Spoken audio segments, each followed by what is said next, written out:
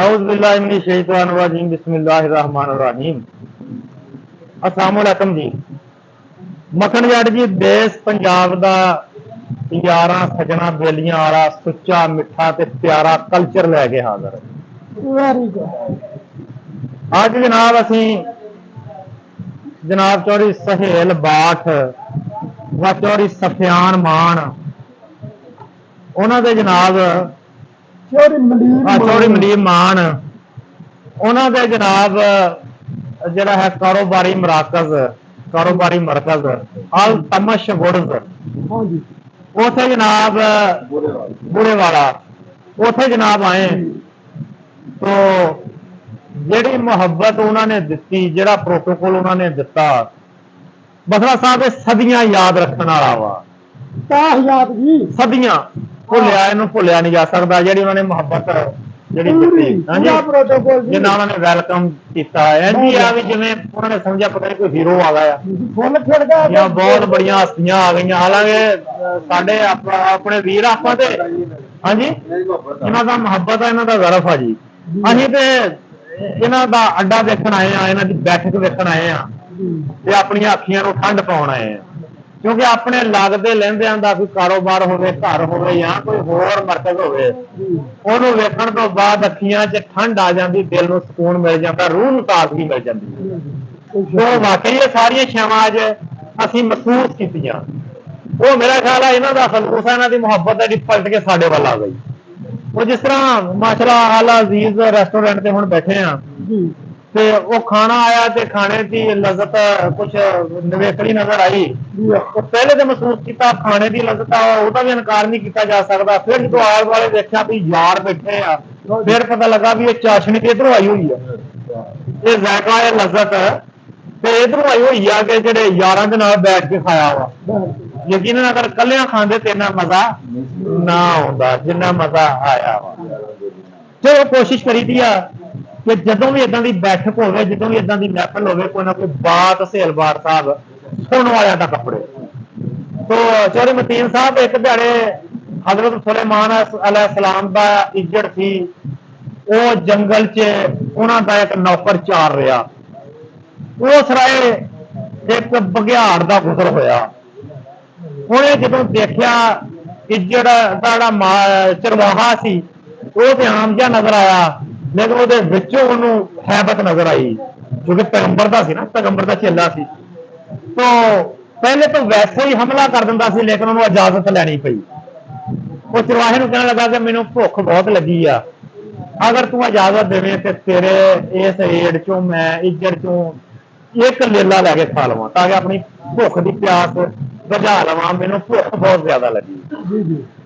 वो चरवाहे ने आख्या उन्हें कहा चूंकि मैं माल का मालिक नहीं इस माल का मालिक पैगंबर सुलेमान अलैहिस्सलाम आ उन्होंने इजाजत तो बगैर मैं तेन इजाजत नहीं दे सकता वो बघियाड़ ने आख्या उन्हें कहा ठीक आ मैं इंतजार कर लेना तू ना कोई इजाजत लाया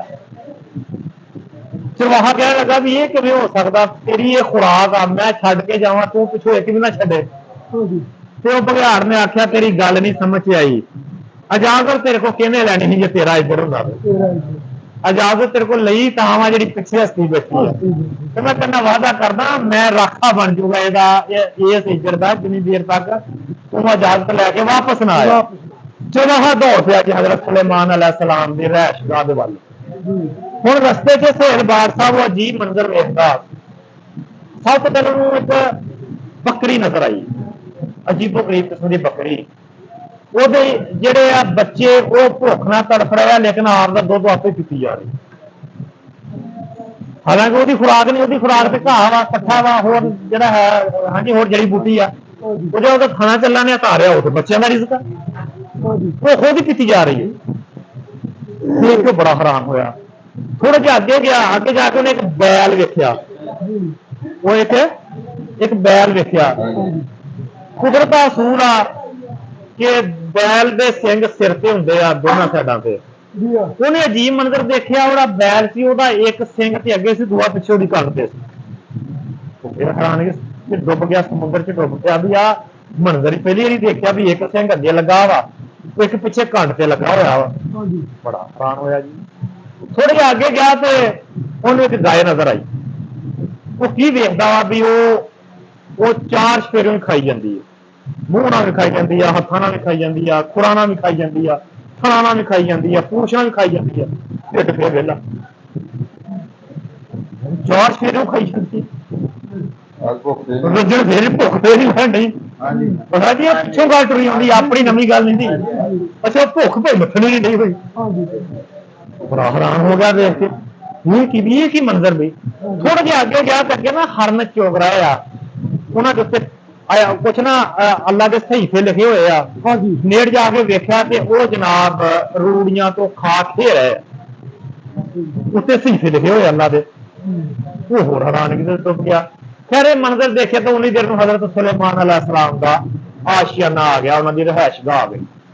ਆ ਕੇ ਉਹਨੇ ਉਹ ਬਘਿਆੜ ਦੀ ਅਰਜ਼ੀ ਹਜ਼ਰਤ ਸੁਲੇਮਾਨ अलैहिस्सलाम ਦੀ ਖਿਦਮਤ ਚ ਪੇਸ਼ ਕਰ ਦਿੱਤੀ। ਇੱਕ ਬਘਿਆੜ ਆਇਆ, ਉਹਨੇ ਇੰਜ ਕੀਤਾ ਤੇ ਤੁਹਾਡੇ ਕੋਲ ਇਜਾਜ਼ਤ ਲੈਣ ਆਇਆ। हजरत सुलेमान अलैहिस्सलाम ने आख्या उन्होंने इजाजत आ एक जानवर लैके आपकी प्यास बुझा लो। तो बंदा कहने लगा, हजरत साहब ने पूछा भी तू इन्ना हैरानगी च क्यों डुबया होया वा, तेरे तेवर नहीं पहले वाले, तेरे चेहरे ते रौनक वो नहीं, तेरी अखियां की चमक वो नहीं,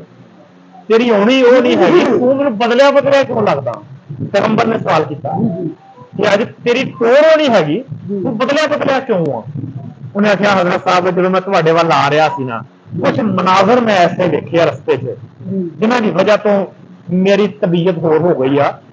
मेरी फितरत ही बदल गई आ, मेरा जिस्म बदल गया। आख्या कि हुण दसन लगा जी सेलबार साहब चोरिमतीन साहब ने पहला अमल दसिया। उन्होंने कहा जी एक बकरी सी, ओहदी जानवर वो जनाब आप ही अपना पी रही सी दुध, जदों ओहदे बच्चे ते भुख नाल तड़फ रहा सी। ये की मंजर सी। अल्लाह ने पैगंबर ने आख्या एक वक्त आएगा ऐसा जदों नफसा नफसी का आलम होएगा, कुर्बे क़यामत होएगी, तो उस दौर दियां मावां दा हाल तेनों विखाया गया। उस दौर दियां मावां दा हाल विखाया गया जिन्होंने अपनी कुख चों बच्चे कढने। ये तेनों औरत विखाई गई है, मां विखाई गई, उसका रूप विखाया गया, उसकी फितरत विखाई गई, उसकी फितरत होएगी कुर्बे क़यामत च, नफसा नफसी का आलम होएगा, आखिर किन्ने ओर जा रहा होएगा, क़यामत सिर ते होएगी, वो मंजर तेनों विखाया गया। मान गया तेनों वाकई गल। ਹੁਣ ਥੋੜੇ ਅੱਗੇ ਗਿਆ ਤਾਂ ਉਹਨੇ ਕਿਹਾ ਜੀ ਦੂਸਰੀ ਮੈਂ ਇੱਕ ਬੈਲ ਦੇਖਿਆ, ਉਹਦਾ ਇੱਕ ਸਿੰਘ ਤੇ ਉਹਦੇ ਸਿਰ ਤੇ ਲੱਗਾ ਸੀ, ਦੂਸਰਾ ਪਿੱਛੇ ਕੰਡ ਤੇ ਲੱਗਾ ਸੀ। ਇਹ ਕੀ ਗੱਲ ਸੀ। ਹਜ਼ਰਤ ਸੁਲੇਮਾਨ अलैहिस्सलाम ਨੇ ਆਖਿਆ ਇਹ ਉਸੇ ਦੌਰ ਦੇ ਸੱਚੇ ਭਰਾ ਹੋ ਕੁਰਬੇ ਕਿਆਮਤ, ਜਦੋਂ ਕਿਆਮਤ ਦਾ ਨਜ਼ਦੀਕ ਹੋਏਗਾ, ਆਖਰੀ ਵੇਲਾ ਚੱਲ ਰਿਹਾ ਹੋਏਗਾ, ਆਖਰੀ ਵੇਲਾ ਚੱਲ ਰਿਹਾ ਹੋਏਗਾ। ਇੱਕ ਮਾਂ ਦੀ ਕੁੱਖ ਜੰਮਣ ਵਾਲੇ, ਇੱਕ ਛਾਬੀ ਚ ਖਾਣ ਵਾਲੇ, ਇੱਕ ਬੱਤਨ ਚ ਖਾਣ ਵਾਲੇ ਜਦੋਂ ਸ਼ਬਾਬ ਤੇ ਜਾਣਗੇ, ਸ਼ਾਦੀਆਂ ਤੋਂ ਬਾਅਦ ਉਹਨਾਂ ਦੇ ਹਾਲਾਤ ਹੋਣਗੇ। इन्ना फासला पै जाएगा बंदा, इन्नी फितरत के उल्ट चले जाएगी गल, क्योंकि भरा भरावां दियां बाहां होंदियां, लेकिन गल इत्थे आ जाएगी। एक दा मुंह अगर ऐनू दूए दा ऐनू, एक अगर मशरक या दूआ मगरब च, इन्ना फासला आ जाएगा। हुण अगे क्या अगे गाय का हाल दस्या भी वो मुंह भी खा रहा, हथ भी खा रहा, पैर भी सारा कुछ। तो अल्लाह के पैगंबर ने आखा कि तेनों उस दौर दे मुआशी हालात विखाए गए आ कि हर इंसान रिज़्क कमाएगा, अखां नाल भी कमाएगा, मुंह नाल भी कमाएगा, हत्थां नाल भी कमाएगा, पैरां नाल भी कमाएगा, लेकिन उसका पूरा जिस्म भी पेट बन जाएगा, उसका पूरा जिस्म ही पेट बन जाएगा, उसका दिमाग भी पेट होएगा, उसकी अखां भी पेट होएगा, हाथ भी पेट होणगे, पैर भी पेट होणगे, और उसका पूरा जिस्म का हर आज़ा पेट की खातर ही हरकत करेगी। अगर बोलेगा तो मकसद पेट होएगा, हाथ हलाएगा मकसद पेट होएगा, सोचेगा दिमाग मकसद पीछे पेट होएगा, तुर के जाएगा मकसद पेट होएगा, रजूगा फिर यानी कि भुख फिर बाकी रहेगी। ये तेनों उस दौर के इंसानों के हालात दिखाएगा। हुण आखिरी गल पता उन्होंने कि मैं हरन वेखिया जिन्हां ते अल्लाह दे सहीफे लिखे हुए आ, चमक रहे आ वो, जो मैं नजदीक जाके देखा फिर खांडा आख्या उस दौर के आलम हो, उस दौर में आलम होणगे, सुनाणगे कुरान हदीस, सहीफे सुनाउणगे जिहड़े आसमानां तो नाज़िल होए आ। लेकिन जदों रिज़्क दी गल आएगी खाणगे की, खाणगे क्योंकि हक हासिल कर, इलम हासिल करने तो बाद इलम का हक नहीं अदा करनगे। ते वो जनाब जिहड़ा सी चरवाहा वो कदम ही पिया पैगंबर दे, आख्या अल्लाह पाक दा लख शुक्र है कि मैनू उस दौर च नहीं अल्लाह ने पैदा कर दिता। ਤੇ ਵਾਪਸ ਆਇਆ, ਜਦੋਂ ਆ ਕੇ ਵਾਪਸ ਆਇਆ ਤੇ ਬੁਝਾੜ ਬੈਠਾ ਰਾਖੀ ਕਰਨ ਡਿਆ। ਤੇ ਬੁਝਾੜ ਨੂੰ ਆ ਕੇ ਅੱਲਾ ਦੇ ਪੈਗੰਬਰ ਦੀ ਇਜਾਜ਼ਤ ਜਿਹੜੀ ਦਿੱਤੀ ਸੀ ਉਹ ਗੱਲ ਸੁਣਾਤੀ ਵੀ ਤੂੰ ਇੱਕ ਲੈ ਸਕਦਾ। ਉਹਨੇ ਹਿਜਰ ਤੋਂ ਜਿਹੜਾ ਸਭ ਤੋਂ ਕਮਜ਼ੋਰ ਸੀ ਨਾ ਜਾਨਵਰ ਉਹ ਚੱਕ ਲਿਆ। ਚਰਵਾਹੇ ਨੇ ਫਿਰ ਉੱਤੇ ਸਵਾਲ ਕਰਤਾ, ਜਿਹੜੇ ਤਰੋ ਤਾਜ਼ਾ ਵੀ ਜਿਹਨਾਂ ਨਾਲ ਤੂੰ ਰੱਜ ਸਕਦਾ ਸੀ ਉਹਨਾਂ ਚੋਂ ਕੋਈ ਵੀ ਨਹੀਂ ਚੱਕਿਆ, ਤੇ ਸਭ ਤੋਂ ਕਮਜ਼ੋਰ ਕਿਉਂ ਚੱਕ ਲਿਆ? ਤੇ ਬੁਝਾੜ ਕਹਿਣ ਲੱਗਾ ਇਸ ਕਰਕੇ ਚੱਕਿਆ ਕਿ ਅੱਲਾ ਦੀ ਹਮਦੋ ਸਨਾ ਤੋਂ ਵਾਪਸ ਇਹ ਅੱਲਾ ਦੀ ਹਮਦੋ ਸਨਾ ਤੋਂ ਗਾਫਲ ਸੀ, ਇਸ ਕਰਕੇ ਇਹਨੂੰ ਬਤੌਰ ਸਜ਼ਾ ਚੱਕਿਆ ਉਹਨੇ।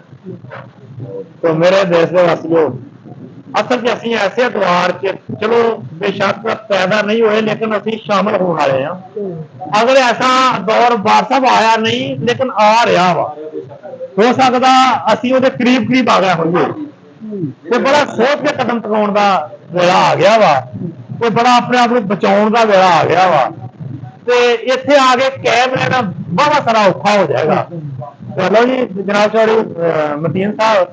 ਜਨਾਬ ਸੇਲਬਾਰ ਸਾਹਿਬ, ਜਨਾਬ ਉੱਪਰ ਬੈਠੇ ਸਲੀਮ ਮਾਨ ਸਾਹਿਬ, ਚੌਧਰੀ ਸੁਖਿਆਰ ਮਾਨ, ਚੌਧਰੀ ਮਨੀਮ ਮਾਨ, ਇਹ ਅੱਜ ਦੀ ਬਾਤ ਸੀ ਜੀ। ਗੱਲ ਸਮਝ ਆਈ ਹੋਵੇ ਕਮੈਂਟਸ ਕਰਿਓ, ਲਾਈਕ ਕਰਿਓ, ਸ਼ੇਅਰ ਕਰਿਓ। ਇਹਦੇ ਨਾਲ ਜੀ ਮੱਖਣ ਜੱਟ ਨੂੰ ਇਹਨਾਂ ਬੇੜੀਆਂ ਦੇ ਨਾਲ ਇਜਾਜ਼ਤ ਦਿਓ ਜੀ। ਅੱਲਾਹ ਖੁਦਾ